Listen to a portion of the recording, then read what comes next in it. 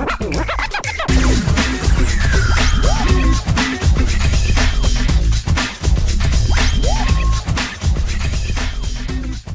this is Steve Good.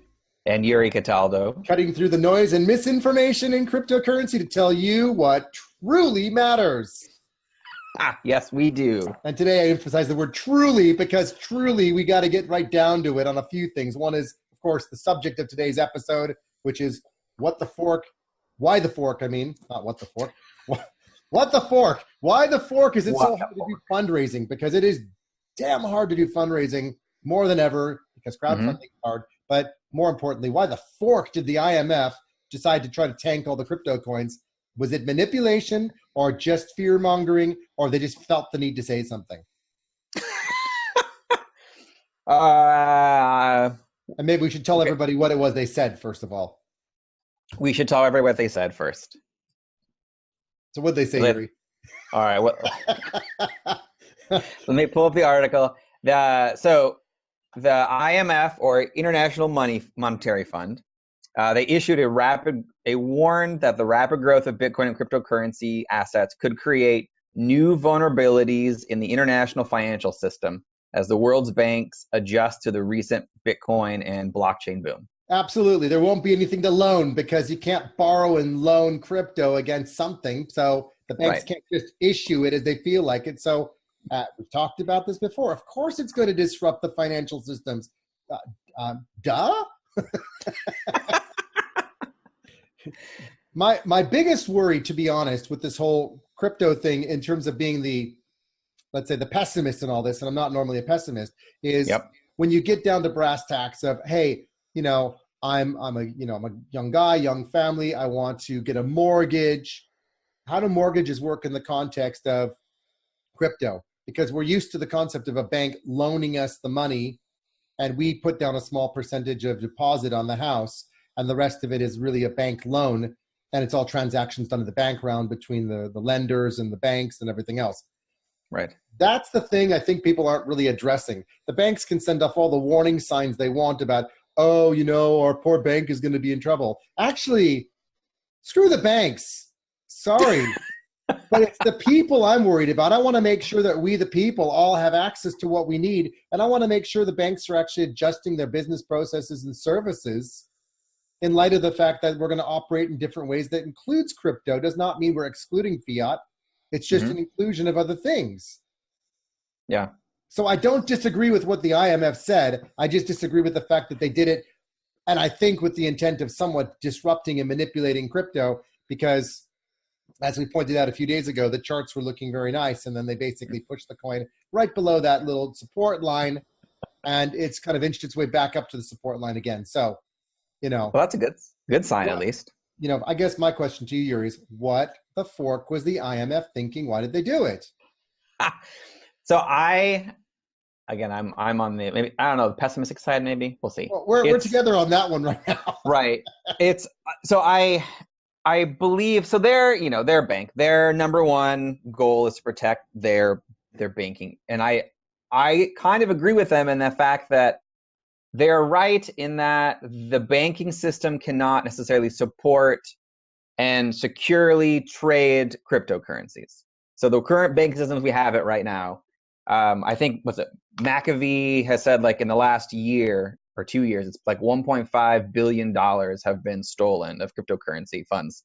Right. So if you're going under that, like, securely, solely the security aspect of it, they're not wrong. A big boom means that there's more people trying to attack vulnerabilities, and banks are vulnerable. And so if they suddenly open up those floodgates, there's a lot of people who could get their cryptocurrency stolen because the banking system is antiquated. Designed for it. True. Yeah. Well, and remember, as I say, the entire banking premise is based on borrowed money. Mm-hmm. That's what banking lives on. Without loans, without borrowed money, without interest rates, there is no banking system. And there are no loans and there are no interest rates in crypto. Right. So they're not, the banks are behind the time. They're not ready for it. We have to do a separate system, basically, that introduces them in. Yeah. So it's like, I guess I'm in the middle of that one. where I don't agree that they should have, that they said, come out and said that, but they're not, again, they're being very unnecessarily cautious. But why now? We all know we've been in a bear market. We're trying to climb out of it. We're inching towards what looks like some upward movements in the crypto world finally, and then they have to throw in like a spanner in the works, as we say here in the UK. And I thought, which is a wrench. Right. So, but you're right. Why now? Why now when we're just like, we're waiting for, an SEC potentially ETF announcement on the 5th of November. And we've got the IMF now kind of just like, let's poo-poo this again now. Let's make it even harder for everybody. And enough. I mean, come on. Was there why this day? Right. Exactly. I don't know. Yeah. Yeah. So that's them. That's them. Since we're on this form of the negatives and all the things that are so hard, and because it has been a very long bear market, I thought we should talk about why the fork is it so hard to do fundraising, because it is hard from a crowd perspective to do fundraising right now. And you and I have had a number of offline conversations about it. So I thought, let's just talk about some of the things going on that are actually changing the face of how crowdfunding or funding should go, what fundraising works, what doesn't work, and help our listeners figure out if they're going to launch a project, what they need to do. And if they're trying to figure out how to get into a project and invest into it, how they need to think about doing it and where to look for it. Because obviously there's a lot of things going on now.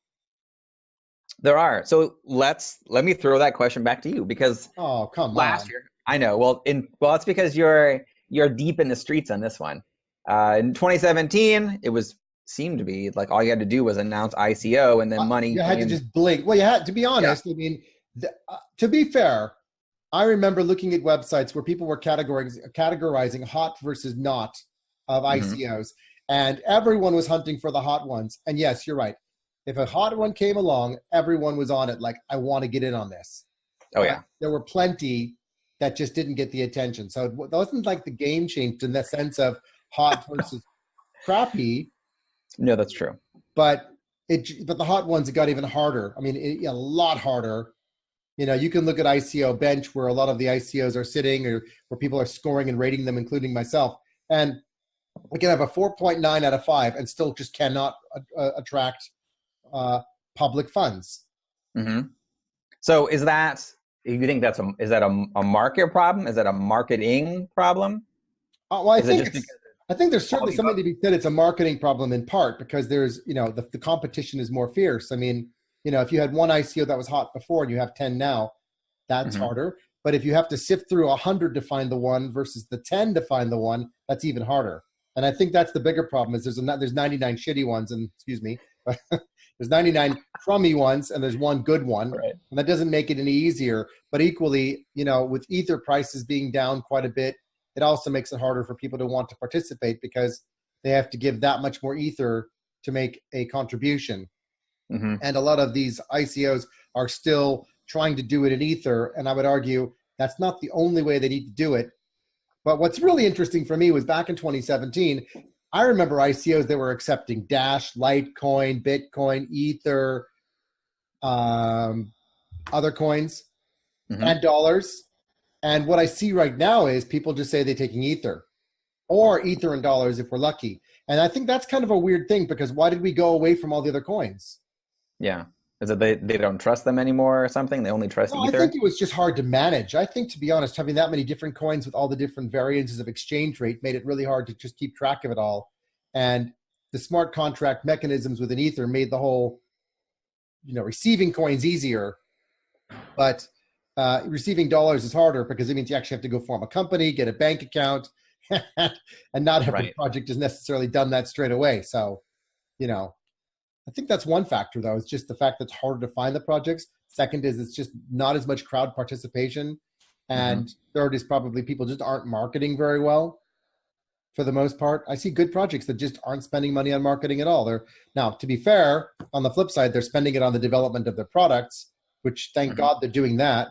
But the cost of doing an ICO is probably double what it was or triple what it was last year, because now you need to do your money for marketing, for product development and product research, and for having a good development team. And those costs are higher because you actually have to build something and get it out to people and let them try it and have beta testers and have testers and get feedback and fix it and market. Wait, so you mean they actually have to try to be a real company and not just an idea anymore? Yeah, that's kind of amazing, isn't it? What a crazy idea. You actually have to do something and not just... I know. Who would come up with such a thing? I mean, seriously, why would you have to do real stuff? And to be fair, there's another cost as well, which is an interesting one. So one of the big shifts that I've seen was, I used to get all these messages on LinkedIn saying, hey, I've got this great project, help us raise money. And I would be like, who are you? Go back to our other video where we talked about the 6 steps to go from awareness to loyalty. And step 5 was invest. Step 1 was tell me who you are. Right. And, people are still doing that, but the reality is money doesn't come that way. So where money is coming now, which is really interesting, is I'm finding a lot more exclusive networking events. And by exclusive, I mean, you have to know the networkers who are organizing the events, who are inviting typically verified investors, who are the guys or women who have typically $150,000 to $200,000 a year in income, verified through tax returns for the last several years, and they're actually willing to invest several million across projects. Now, then you get a very small number of ICOs that, if they get the opportunity to get to those events, have to pay to be there. But that is a great way to actually connect between investors and ICOs. What I find amazing is how many ICOs are turning it down, saying, ooh, I don't know, spending one whole Bitcoin to go to an event, and what if I don't raise anything? And you know what my response is? Are you freaking stupid? There's 30 verified investors flying in from Singapore, Russia, the US, Zurich, London, Tokyo, and you're asking whether or not you're going to raise anything. And you've been one of 6 selected, of course, with a little bit of aid from a couple of friends like myself, who can say, I can introduce you to people who will assess whether or not they want you there. And they'll present your projects to investors and say, do you want to meet them? Yes. And they'll say, well, what's the track record of that particular event or those organizers? And I'll say, well, here's the list of investors. I'm not giving you their names. I can tell you everything else. And people are turning it down. And I would say, why the fork are people turning this down? Yuri, what's going on here? Help me out. I don't get it. I don't get it either, because that makes perfect sense. You're in a room full of people who want you there, who have money to invest in your project, and have already looked at your project and said, I want to talk to you. When we were talking Turkey Coin, if we had known that these kind of events were going to come along, we'd probably still be pushing our Turkey Coin. In fact, we probably still could push the Turkey Coin project and talk about the fantastic, supply chain we're doing to solve the world's bird flow, not workflow. Walmart would be all over that. Yeah, great. Just what I wanted. It's called Bird Mart. But yes, I mean, the same thing is happening in, let's say, like in non-cryptocurrency spaces, just in other startups who are begging for money, but when they get invited to events, it's this, it's a scarcity type of mindset. We're like, well, maybe I don't want to go. Like, go. Yeah, you're not exactly. I don't unless you're in that room. But if I spend $6K and I don't get anything out of it, and I say, well, let's try a different mindset. What if you spend $6K and you only raise $100,000? What a horrible return on investment. I'll tell you what, I actually said this to somebody, and you know what he said to me? What did he say? Oh, but if it's soft cap, then I can't spend it. I said, I thought the whole point was to actually hit the soft cap first. And if you can get in front of a bunch of investors and raise the money, who cares? Yeah. Spend some money that you have, get in front of as many investors as you can, and raise your soft cap through private investment if that's what's necessary. Good. And sell some equity. Yeah. Come on. As you said, this is a company now. More and more people are asking in the investor world now for equity shares in the company plus coins. Good on them. Because if the coins go up, they can get their money back. If the company does well, they get their money back again. And guess what? They're going to be side by side with you, helping you make it work anyway, because they just invested in your company as true investors. That's their job. Yeah. And they believe in you as a person, as a company. That's exactly what you want versus just someone who wants to, pump and dump your coins. Right. And then I say to people, what are you doing to hook into communities on the flip side to get crowd going? Because if you think of the 2 communities of investment, it's going to be private, go to events.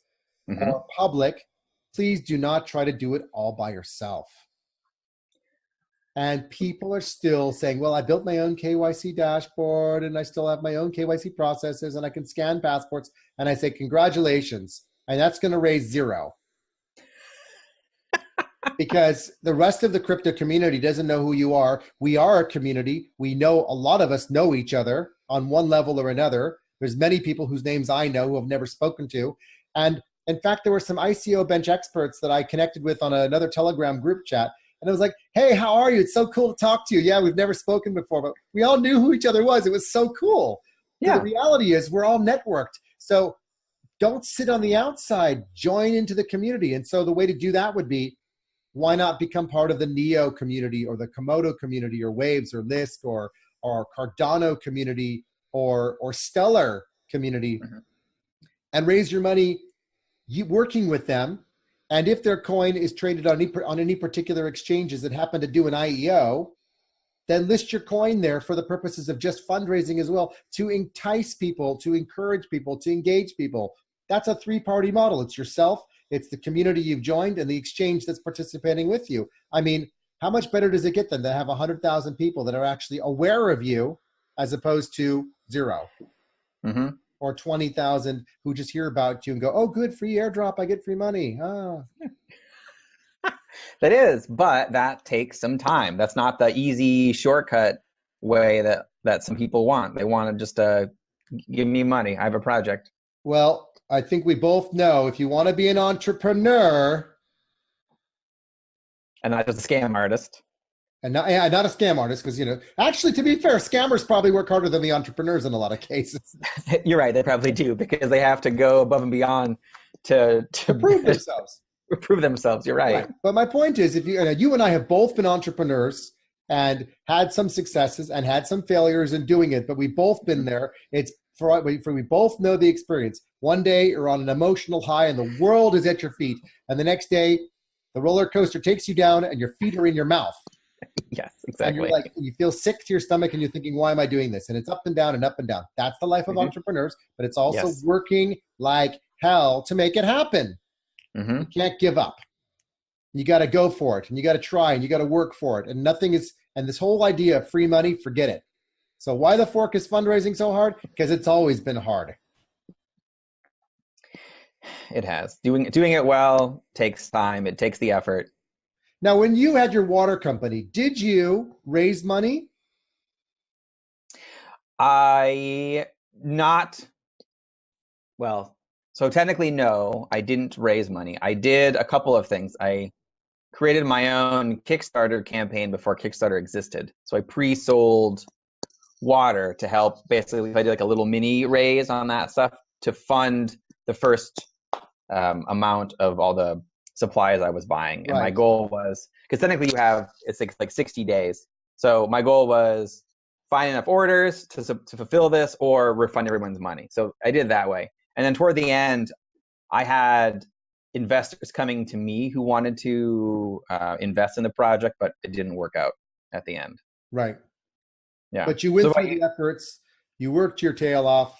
Oh, yeah. I had pitch decks. I would spend hours and hours going to networking events in multiple industries just to meet people, just because I knew that someday. Yeah, they were thirsty. I know it's something, right? Literally, in a couple different ways. I knew that eventually funding was going to have to be a decision I had to make. So it was better to meet potential investors early on when I wasn't begging them for money. Is it just, it was just more of a, hi, this is who I am, so I'm working on, and get to know them on a one-on-one basis first and build up rapport that way. Right. So I had a list of people who at the end were interested, but I just didn't want to go forward. Cool. Well, yeah. Got it. So look, I mean, I guess the takeaway for me, for everybody that's listening or watching today is, every one of us at some point in life is probably an entrepreneur in something. And for me, the takeaway here is you got to work for it. You can't just sit back and expect it to come to you, because it doesn't work that way. Things are going to cost money. Building products, building services, documenting what you're doing, building methodologies, proving that the thing that you're building works takes time. It takes money. Sometimes it takes a lot of creativity, but it doesn't come easy. And don't give up on it. Just keep going, but don't just sit back and expect freebies, because it's not going to work like that. Sometimes you just get lucky and you meet the right people at the right time and it all just falls into place. Fantastic. Yeah. But that's not true for everybody. And no, but part of that is you have to go out there and meet the people. So that's like, you can't just sit by yourself in a room.